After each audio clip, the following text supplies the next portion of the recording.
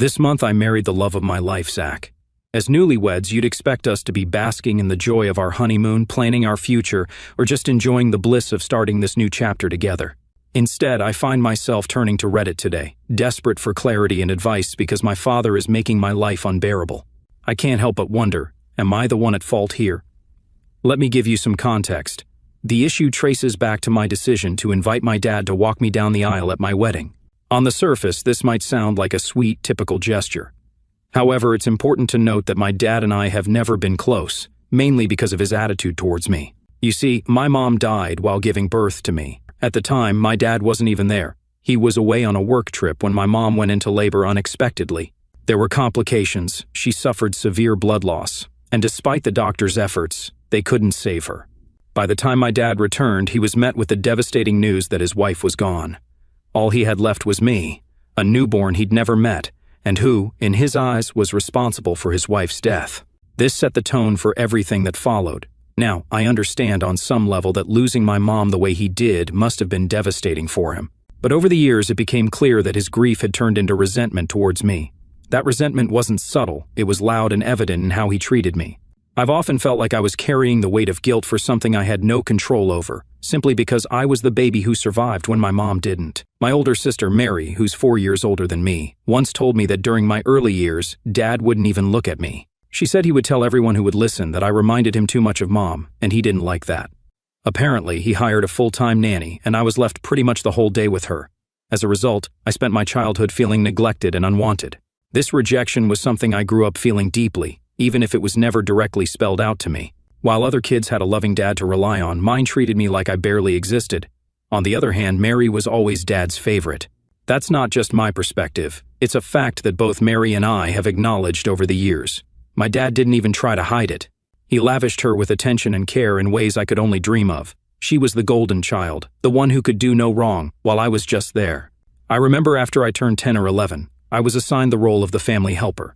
Dad would order me to do the household chores, while Mary was exempt from lifting a finger. When I asked why, he would justify it by saying that Mary needed to focus on her studies and shouldn't be bothered with tasks like washing dishes or doing laundry. But for me, he said I should learn to handle these things because I wasn't as good at academics as Mary, and might end up being a stay-at-home wife. Obviously, this was unfair, but he didn't care. I was left to pick up the slack. I would clean, scrub, fold clothes, and if I ever dared to complain or ask for help, Dad would get angry. He'd threaten to ground me or take away my phone, which, as a kid, felt like the ultimate punishment.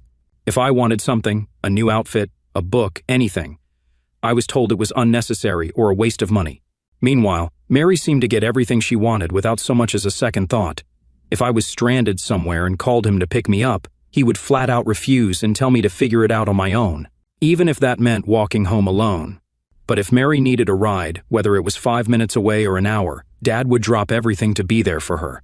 There were no questions, no excuses, just unwavering dedication for her. The unfairness was maddening. Over time, Mary also started leveraging Dad's bias to make my life even harder. For instance, if something around the house broke, she would immediately blame me, knowing full well that no matter how much I denied it or explained what actually happened, Dad would side with her and punish me. Mary would use my love for arts and crafts as a way to belittle me.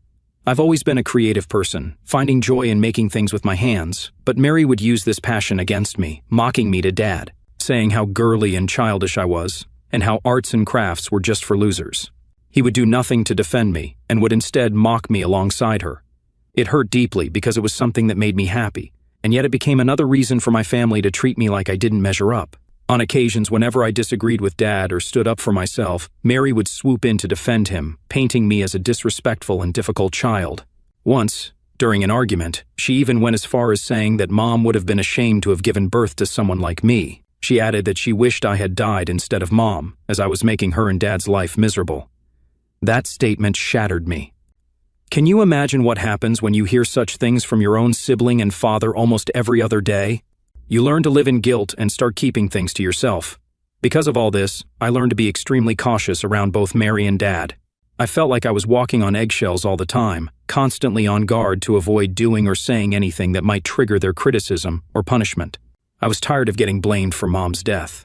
I started counting down the years and days until I could leave for college, and when I finally got the chance, I didn't look back. I moved out and eventually got my own job so I could support myself. It felt like I finally had a taste of freedom, the ability to live life on my own terms without my dad and sister's constant shadow hanging over me. After I moved out, things with Dad improved slightly, not because we became closer, but because we didn't see each other often anymore. The physical distance made it easier to avoid fights or tense encounters. Meanwhile, Mary, who never pursued a steady job, stayed with Dad rent-free. Over the years, she would claim to everyone that this was her strategy to save money, when in reality, I knew she just liked being coddled and favored by my dad. He liked taking care of her, even though she was a full-grown adult who should have been taught to be more independent and responsible, and she gladly let him. Once, on Thanksgiving, Dad had invited me and my then-boyfriend to spend the holidays at his house. I wasn't thrilled about it. I wasn't close with them, but I agreed out of politeness. My boyfriend and I decided we would only stay for 3 nights and then spend the rest of the holiday with his family, where things were warmer and more welcoming. When Mary met my ex during that Thanksgiving visit, things took a turn for the worse. From the moment they were introduced, she was constantly flirting with him in ways that felt entirely inappropriate. She kept showering him with compliments, calling him handsome and gorgeous, while subtly putting me down by saying she never thought her ugly duckling of a sister would end up with someone like him. I was obviously offended, but I didn't want to start a fight with her in front of my then-boyfriend. However, her behavior crossed the line when she began finding excuses to touch him, light brushes on his arm, leaning in too close, or playful taps on his shoulder. It wasn't just uncomfortable for me, it was incredibly disrespectful. This is when I tried to handle the situation maturely. I pulled her aside and politely asked her to tone it down, explaining that her actions might be making him uncomfortable. But Mary, true to form, brushed me off, saying I was overreacting and that I should stop bringing the evening down with my jealousy. She dismissed my concerns as if they were trivial, even laughing at me. After dinner, Dad went upstairs to his room, leaving me, Mary, and my ex to watch a movie together in the living room. What should have been a cozy, relaxing evening quickly turned into another uncomfortable situation. Throughout the movie, Mary kept finding reasons to play fight with my ex like a child, nudging him, teasing him, and leaning into his personal space. What made it even worse was that my ex seemed to be enjoying all the attention. While I wouldn't say he was openly reciprocating her flirtation, he certainly wasn't discouraging it either. Seeing them both, I felt completely sidelined, like I was a deferred wheel to my own boyfriend and sister. It was humiliating. At some point during the movie, I couldn't take it anymore.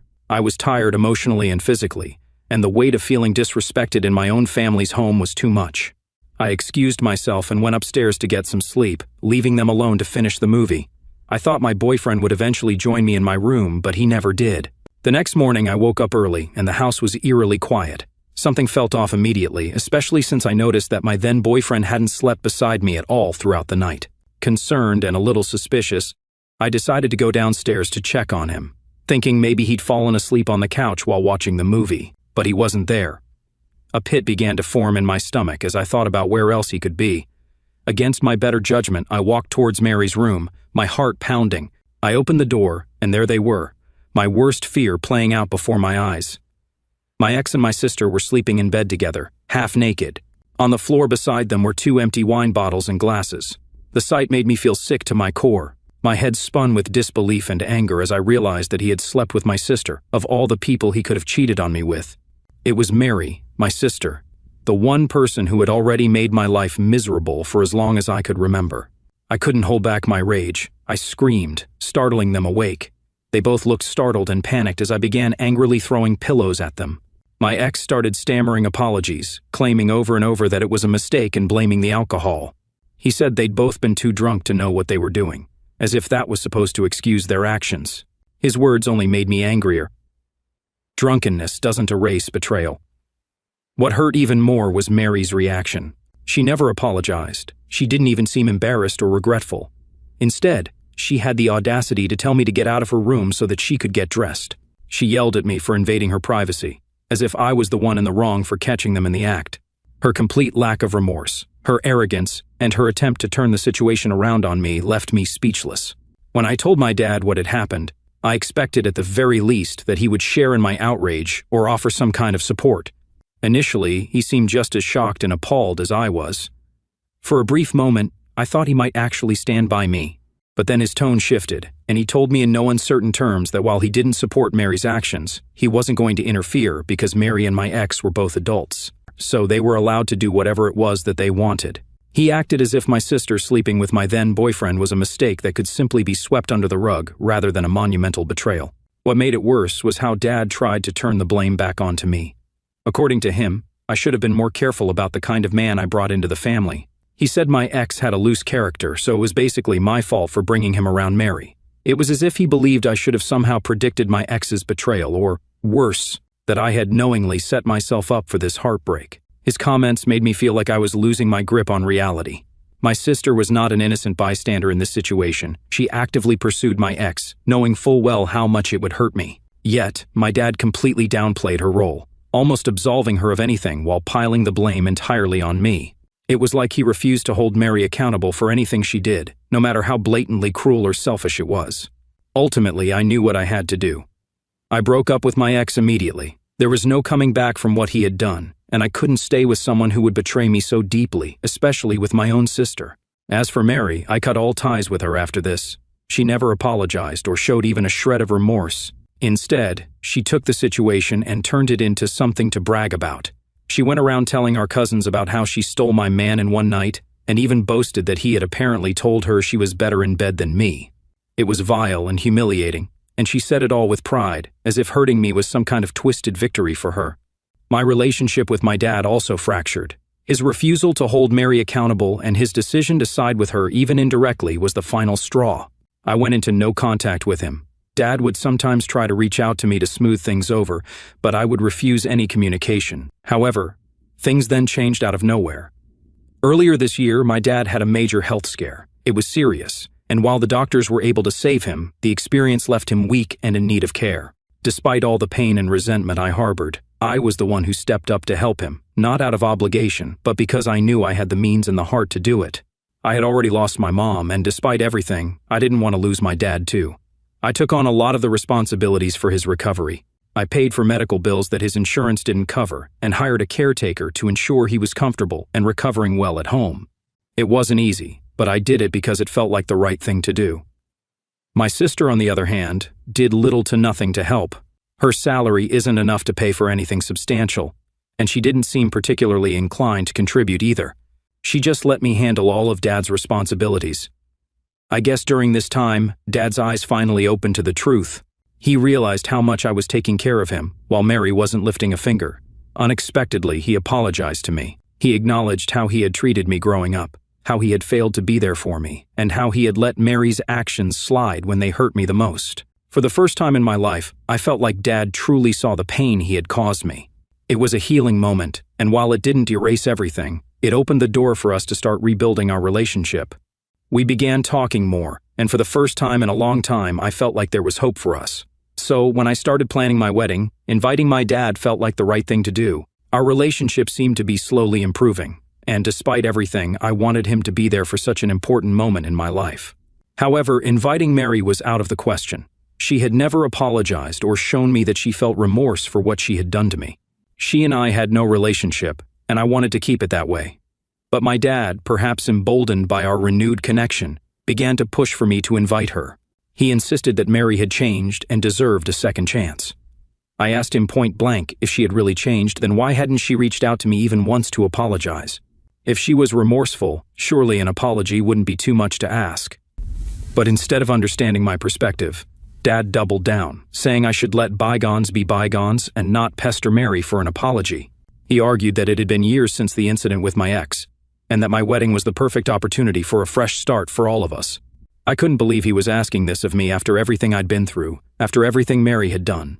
He wanted me to just forgive and forget without so much as an acknowledgement from her of the harm she caused. It felt like yet another example of him excusing her behavior while expecting me to take the high road. But this time, I wasn't going to let that happen. I put my foot down and told him no. If Mary wanted to make amends, the first step was an apology, and until that happened, she had no place in my life, much less at my wedding. This is when my dad flat out said that if Mary wasn't invited, he wouldn't be attending either, nor would he walk me down the aisle. He even tried to manipulate me by saying that their absence would cause people to gossip, and that it would reflect poorly on me for not having them by my side on such an important occasion. I realized that this was yet another instance of him trying to control the situation and guilt-trip me into doing what he wanted. But I had made up my mind. I wasn't going to let him or anyone else manipulate me, so I disinvited him altogether. If he wasn't going to respect my boundaries, then he didn't deserve to be part of my special day. Instead, I turned to my paternal grandfather and asked him to walk me down the aisle. When I told Grandpa about the situation, he immediately agreed. He was honored to take on the role, and he didn't hesitate to express his disappointment in my dad's behavior. Grandpa, like many others in our family, knew about my dad's favoritism and how he'd blamed me for my mother's death all my life. He was deeply disappointed that even now, after everything, Dad hadn't changed. Anyway, my wedding day was beautiful. Grandpa walked me down the aisle with pride, and we had an amazing time celebrating with the people who truly cared about me and my happiness. It felt like the fresh start I'd always dreamed of, surrounded by love and support. But of course, my dad wasn't going to let things go so easily. After the wedding, when he found out what had happened, he threw a massive tantrum. He called me, outraged, and said he couldn't believe I'd gone through with the wedding without him. He admitted that he had fully expected me to back down and invite him back, and he was livid that I had asked Grandpa to take his place, insisting that Grandpa had no right to walk me down the aisle. What really seemed to push Dad over the edge, though, was the wedding gift I had received from Grandpa. You see, during the reception, Grandpa, who had been so supportive towards me throughout this entire process, made a surprising announcement. He said he was giving me his vacation house as a wedding gift, wanting me and my husband to make new memories there. This was completely unexpected, and I was overwhelmed with gratitude.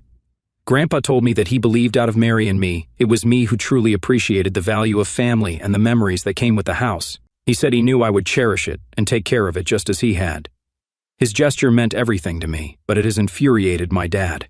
As Grandpa's only child, Dad had always assumed he would inherit everything, including the vacation house. Now that it has been gifted to me, Dad sees this as a betrayal on my part. Since the wedding, my dad and Mary have been relentlessly accusing me of stealing the vacation house from them. They insist that it's my dad's legal right to inherit it as Grandpa's only child, and have been pressuring me to give it back to him. The accusations are as unfair as they are absurd. Mary, predictably, has been the loudest, egging Dad on and portraying me as some kind of an opportunist who manipulated and took advantage of Grandpa's generosity. AITA Update 1. Answering a few of the most asked questions. Is your sister married? No, my sister isn't married yet. She hates commitment and doesn't stay in long-term relationships with anyone. Why does your adult sister still stay with your dad? Well, it's because Mary is my dad's golden child, and he's her safety net. They have always had a codependent relationship, and it seems to work for them. Dad loves to spoil her endlessly, while I've worked hard to stand on my own. Mary continues to rely on my dad for everything. She neither has a steady job, nor does she have any savings. Why didn't your grandparents help you out earlier by standing up to your dad? They did.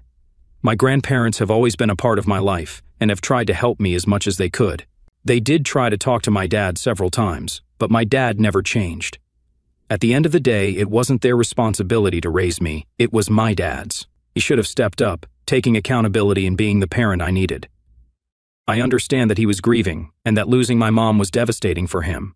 But that doesn't excuse his neglect or favoritism. As a child, all I felt was unloved and unwanted. Dad was the adult, the parent, and he should have been the one to rise above his grief and take care of me. Has your dad dated anyone after your mom passed away? No, my dad has remained single all these years. He still mourns the loss of my mom to this day. I don't think he ever truly healed from her passing. Update 2. So, today I met with Dad. He had been incessantly calling and messaging me for weeks, and I finally decided it was better to meet him face to face and put an end to this ongoing drama. When we met, I firmly told him that I wasn't going to give the vacation house to him, and that he needed to let go of the idea that he was entitled to inherit it. Grandpa had given it to me as a gift, and his decision was final. My dad, as expected, didn't take this well. He called me selfish and manipulative, accusing me of stealing something that rightfully belonged to him. He told me how I had already taken so much from him over the years, and even now I seem to have taken another thing from him. His words didn't surprise me, but they still stung. This is when I looked him in the eye and asked him directly, "Why do you hate me so much? What have I ever done to you?" My question seemed to catch him off guard.